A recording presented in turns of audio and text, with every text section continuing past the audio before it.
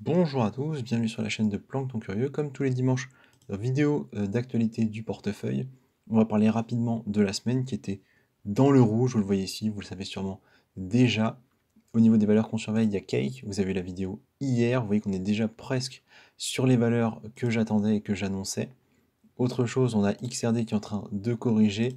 On a dans les grosses valeurs en vert, une seule qui sort vraiment du lot, qui est PP, qui a été listée du coup la semaine dernière et qui a fait des grosses dingueries, même lui est en train de corriger, même si là on pourrait presque parler d'un bull flag, à voir en tout cas comment ça va se passer dans les prochains jours, les prochaines semaines pour lui. J'en profiterai pour vous parler du coup un petit peu de Wojak, juste graphiquement, et j'ai pas encore fait d'analyse fondamentale dessus, mais je pense qu'il n'y a pas grand chose malheureusement derrière. Cela dit, vu la hype, il n'est pas forcément idiot de s'y intéresser un peu. Donc comme d'habitude, je vous rappelle la stratégie, je vous montre rapidement le portefeuille qui n'a pas trop changé, une ou deux petites news très intéressantes sur lesquelles on va passer assez vite. On va parler rapidement d'Alcoin Season et ensuite analyse graphique de l'ensemble des cryptos qu'on surveille toutes les semaines. Donc je vous rappelle pour les nouveaux venus que le but de ce portefeuille c'est de passer de façon transparente et assez claire devant vous de 4000 dollars initialement investis à 40 000 dollars sur une période d'à peu près 2 ans, donc on vise 2024-2025. On a trois périodes d'investissement. Vous voyez ici, la première 1200 dollars, la deuxième 1400, la troisième 1400. On a déjà investi la première, on a commencé la deuxième. En totalité, on a investi 1300 dollars et on en a déjà récupéré 200 parce que sur des x2, des x3, je récupère au moins la mise initiale, chose que j'ai faite lors des précédents mois.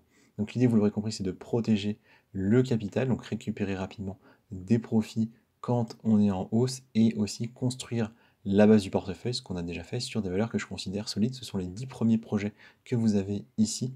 Donc Bitcoin, Ethereum, Matic, BNB, Link, donc Chainlink, Stacks, Litecoin, Quant, Phantom et The Graph. Tous les projets ont bien évidemment été étudiés sur la chaîne. Vous pouvez trouver des vidéos dédiées. Et on a rajouté Illuvium qu'on a acheté il y a à peu près 2 semaines. Je surveille plein d'autres projets. On en parle juste après dans l'analyse graphique. Rapidement, le portefeuille est présenté comme ça, sous la forme d'un Excel. On va pas passer trop de temps ici parce que par rapport à la semaine dernière, eh bien, il n'y a pas eu d'opération, ni d'achat, ni de vente, donc rien de différent à dire pour le moment. Vraisemblablement, la valeur ici doit être un peu plus basse, vu qu'on a une semaine plutôt en baisse. On doit être plutôt autour de 1500 dollars, je pense, peut-être 1550. News intéressante que j'ai vue là rapidement passer, c'est que Gate.io va lister Ordi. Donc Ordi, c'est le premier entre guillemets token de la blockchain Bitcoin, donc le premier ordinals tout simplement. Bien évidemment, c'est un token qui a déjà pris énormément de valeur par rapport à ses cours initiaux, mais il n'est pas impossible que ça reprenne et en plus qu'il ait une valeur dans le temps du fait que ça a été le premier token de Bitcoin. Donc token n'est pas le nom correct, hein, mais premier ordinals tout simplement. Ça peut avoir une certaine valeur, ça peut être intéressant d'en acheter. Je vais un peu creuser la chose, un peu y réfléchir, mais peut-être que j'allouerai une toute petite partie de mon capital à ce projet-là. Parce que pour moi, c'est très compliqué d'en acheter. Enfin, c'est assez, faut passer par des process un peu inhabituels pour les personnes qui sont juste sur les échangeurs centralisés. Et donc là, il va commencer à être listé sur les échangeurs centralisés. Donc potentiellement, ça peut intéresser du monde et ce serait pas forcément idiot d'en acheter. Le problème, c'est que je crois qu'il est listé assez tard, c'est ça. Il y a marqué ici 2 heures du mat UTC. Donc vraiment au milieu de la nuit pour nous. À voir, je vais y réfléchir et voilà, je vous donne l'info ici. Donc il est listé sur Gate.io, hein. Je pense que les autres échangeurs suivront assez vite. Au niveau de Litecoin Season, vous voyez qu'on est très largement en Bitcoin Season. Donc notez que quand on parle de Season, c'est vraiment 90 jours. Donc le sentiment sur 90 jours, la tendance sur 90 jours, c'est extrêmement bas en direction de Bitcoin. Vous voyez, on est à 4. Le plus bas, c'est 0, hein. Si on regarde historiquement, le 4, il a été atteint de très rares fois. La dernière fois, c'était ici, en septembre 2019. Et la fois d'avant, c'était ici en août 2018, ainsi qu'en juillet 2018. Et historiquement, on n'a pas de données plus anciennes. Donc on est vraiment dans un cas qui est quand même extrême, avec une très forte prédominance de Bitcoin par rapport au reste des cryptos. On le voit ici sur 90 jours en fait.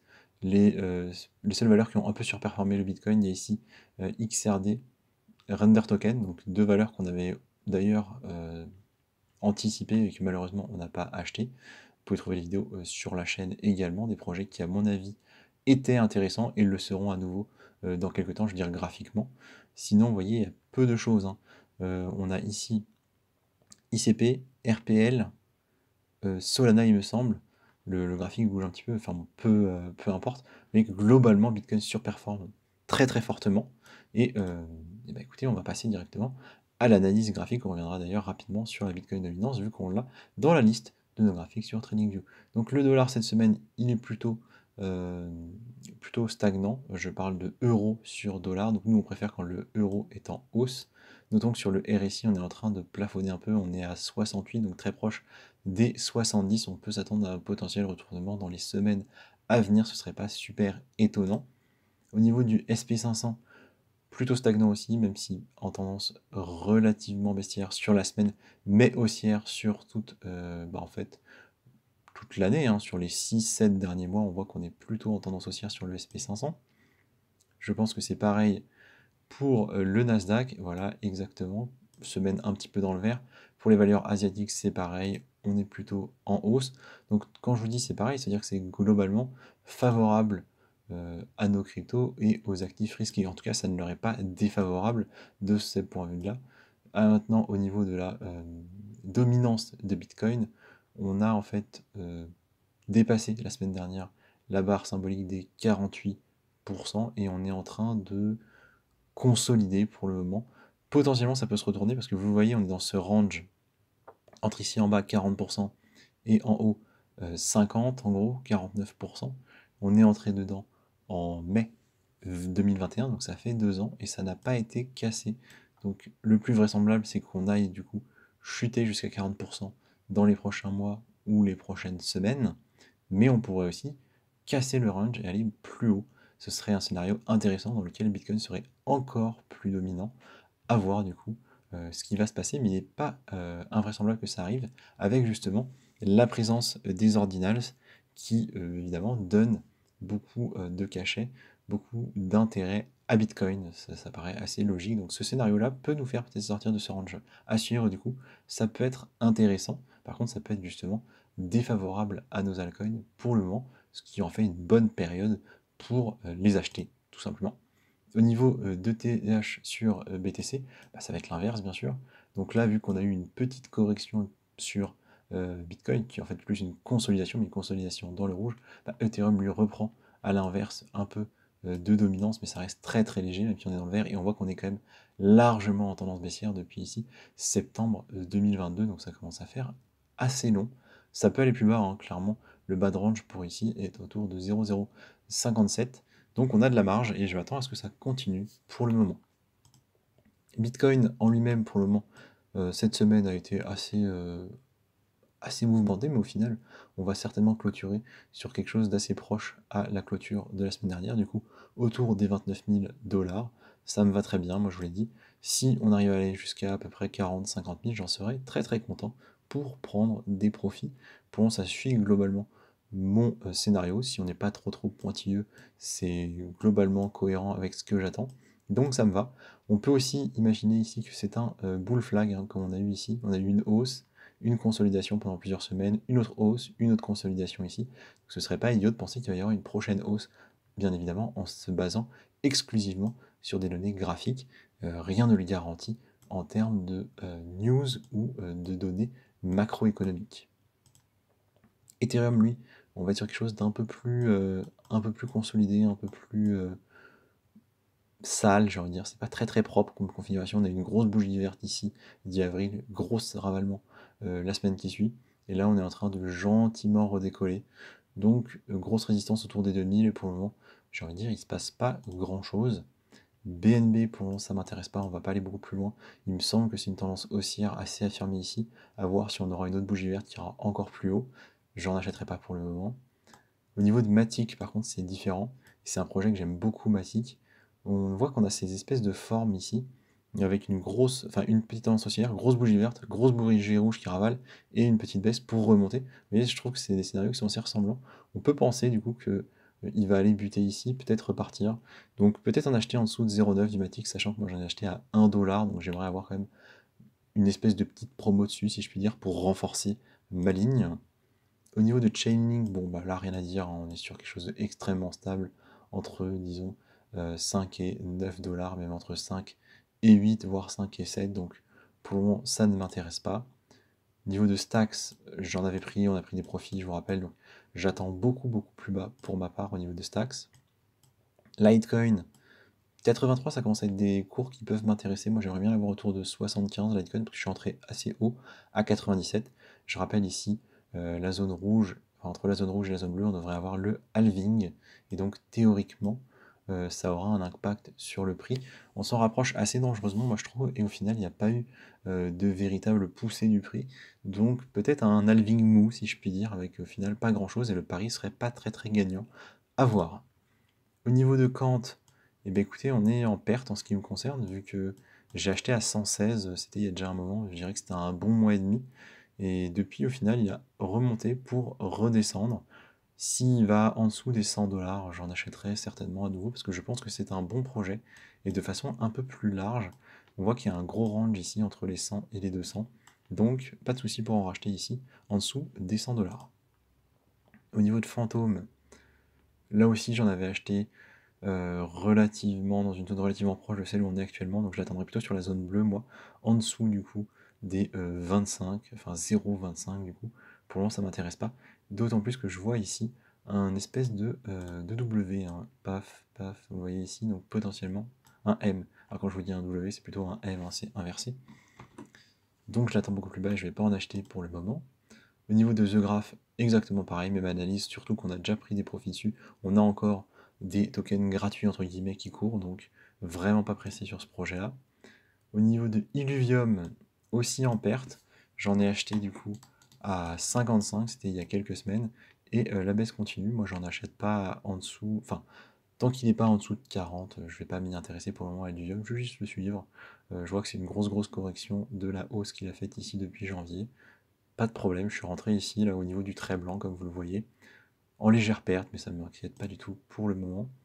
Filecoin, on est sur les 5 dollars, c'est un cours qui m'intéresse. Je vais le surveiller de près dans les prochains jours, là, la semaine prochaine.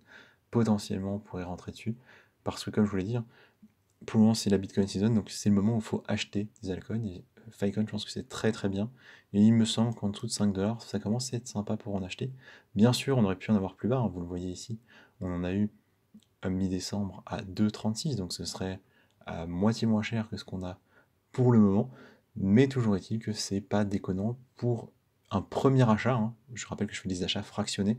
Pour un premier achat, en acheter me semble être pas déconnant, autour de 5 dollars. Donc si on arrive à passer un peu en dessous, il est vraisemblable que je vais en acheter. Atom, c'est un peu le même raisonnement, mais en dessous des 10 dollars. Pour le moment, on n'y va pas, mais je suis pas pressé.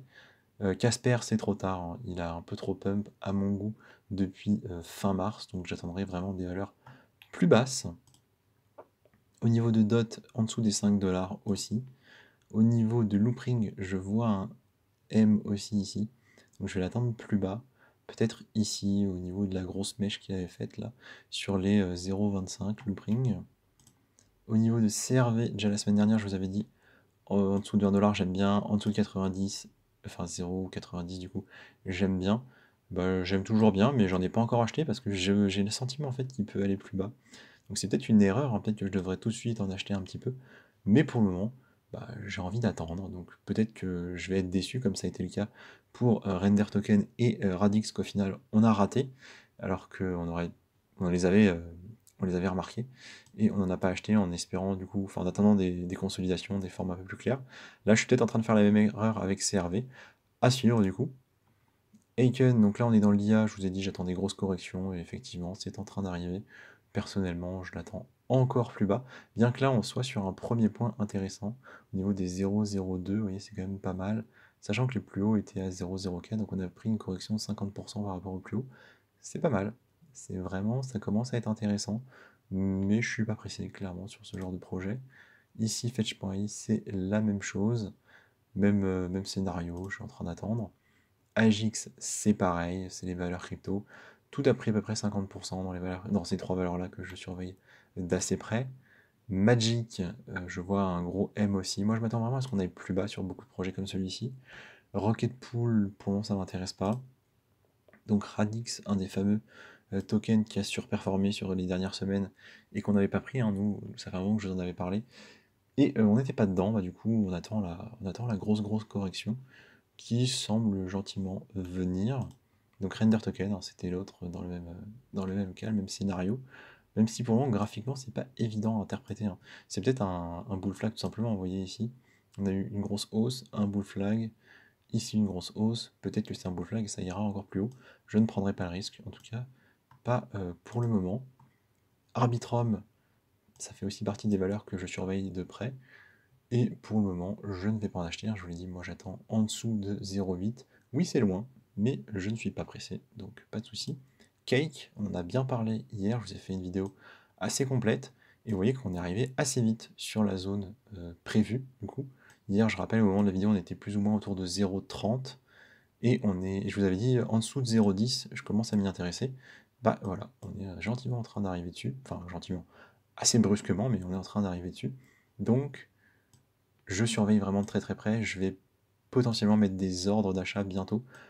RSI à 25, notez-le, ça arrive quand même pas tous les jours à RSI à 25. Il se peut qu'on ait du coup un retour à la hausse dans les prochains jours, les prochaines semaines, ce serait quand même pas du tout surprenant. C'est quand même très rare d'avoir un RSI aussi bas, donc peut-être en acheter du cake, hein. Donc là je note CRV et cake, c'est quand même les deux grosses valeurs que j'ai en tête. Et on va finir sur du coup Wojak. Donc Wojak qui est un peu dans la lignée de PP, on est sur les mêmes coins à l'effigie de certains, même Twitter, avec une certaine histoire. Donc là on est en vue weekly, évidemment ça n'a pas vraiment de lisibilité. On va se mettre en 4 heures pour comprendre un petit peu mieux de quoi il se passe, de quoi on parle. Donc ça vient quand même, on est ici sur Gate.io, ça vient de 4,0 après la virgule et 1. Vous voyez, au plus haut, on a été à 3, même voire 2,0 après la virgule, donc ça a fait un fois 100 entre ici et ici. C'est à peu près un fois 100 au niveau des informations de Gate.io. Donc Gate.io, c'est pas forcément les informations les plus exactes, dans le sens où l'historique n'est pas forcément complet. C'est-à-dire qu'avant d'être listé sur Gate.io, peut-être qu'il y avait déjà un historique sur d'autres échangeurs, c'est ça que je veux dire. Ce que je veux dire par là, c'est que du coup, la hausse a déjà été énorme. On avait une correction sympathique ici, on avait cette espèce de M, et bah voilà, en fait, il est sur la boîte que j'avais prévue. Le truc, c'est que j'en ai pas acheté. J'en ai pas acheté ici à peu près à 0,5. Moi, j'aurais bien aimé en avoir ici autour plutôt de 0,4, disons 0,44, ça aurait été sympa. Et il est déjà reparti à la hausse, en fait, on le voit. Donc les valeurs les plus basses ici, c'était ce matin à 6h du mat. Donc j'étais clairement pas prêt pour en acheter. Il a redécollé. Si il corrige, c'est pas impossible que j'en achète un petit peu, mais c'est vraiment pour rigoler. Je pense que derrière, il n'y a vraiment pas de fondamental. Juste on joue sur de la hype et concrètement, ce qu'on fait, c'est qu'on parie que quelqu'un va en acheter plus cher que nous, on est en train d'acheter aujourd'hui. C'est un peu ça l'idée. Alors, il y a les mêmes coins avec lesquels ça marche bien, hein. Shiba Inu, Dogecoin, même si derrière, il y a quand même un peu de construction, un peu de projet, un peu de choses solides. Est-ce que ça va permettre de générer des communautés? Franchement, j'en sais rien, mais il a un petit potentiel, je pense, suite bien évidemment aux propos que CPT a fait, hein. C'est pas moi qui l'ai trouvé ce projet-là, je l'ai vu en regardant une de ses vidéos, ce que je vous avais déjà dit il y a 2-3 jours, je crois. Donc, à suivre également. Et ça clôturera du coup cette vidéo d'analyse de mon portefeuille pour cette semaine. Je vous dis merci de m'avoir écouté, une très bonne soirée, et on se voit demain pour du coup les vidéos d'actu. Merci de m'avoir écouté et à demain.